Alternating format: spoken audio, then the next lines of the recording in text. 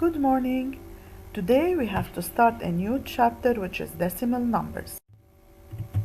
A decimal number allows us to have more accurate numbers, so we can use decimal for counting money accurately. And also, when measuring the length of a certain segment, we may use a ruler and we can read it as 2.3, 2.4, so we can give the specific length of the segment using decimals. A decimal number is made up of two parts, the whole part and the decimal part. These two parts are separated by a decimal point.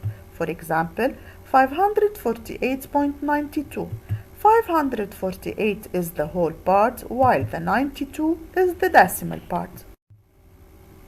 Now, we have to use the place value chart to identify the value of each digit.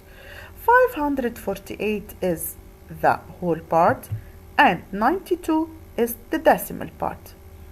8 represents the ones, 4 represents the tens, and 5 represents the hundreds, while 9 represents the tenths and 2 represents the hundredths. In the given figure, we have one shaded column out of 10 columns. So we read it as 1/10, which is equal to 1 out of 10 in fraction form and 0.1 in decimal form.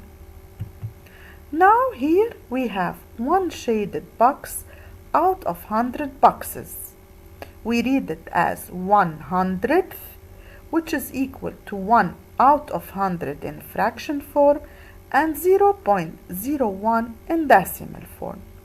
So those ending with th should be placed in the decimal part. We can differentiate between numbers when we look at the end of the word.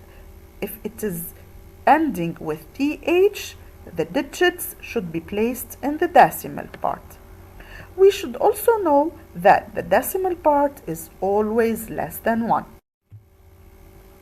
Now, given the following number, in order to answer the questions, we have to use the place value chart.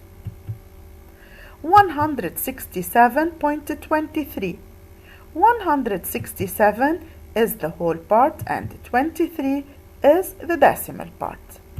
So, the 7 represents the ones, 6 represents the tens, and 1 represents the hundreds. The 2 represents the tenths, and the 3 represents the hundredth. So as we said, the decimal part is the 23. What is the tens digit? We can easily look at the chart and we say that 6 represents the tens digit. What does the digit 3 represent? We also look at the chart. We see that the 3 is the hundredth digit. Thank you.